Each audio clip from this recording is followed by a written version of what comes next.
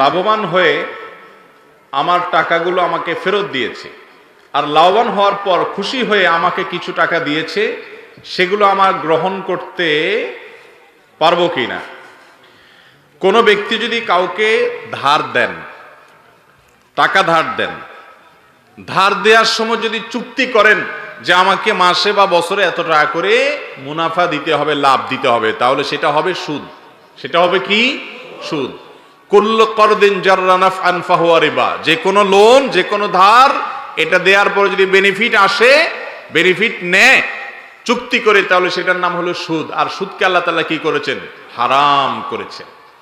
আল্লাহর জমিনে যত হারাম আছে, এই হারামের মধ্যে সবচেয়ে বড় হারাম হলো, উপার্জনের হারামের মধ্যে সবচেয়ে বড় হারাম হলো সুদ। কিন্তু কেউ যদি আপনাকে ধার দেয়,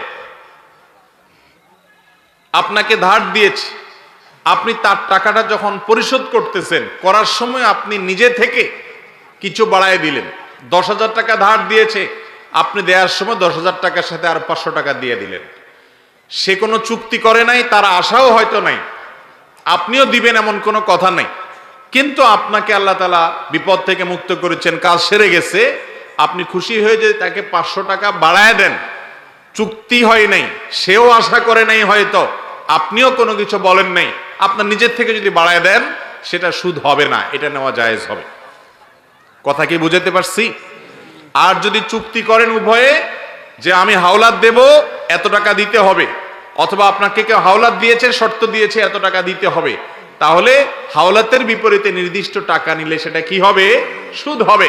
ব্যবসায়িক ভিত্তিতে নিলে, ব্যবসার লাভ নিল পার্সেন্টেজ আকারে, যে এত পার্সেন্ট ব্যবসার লাভ দিবা আমাকে, সেটা জায়েজ আছে।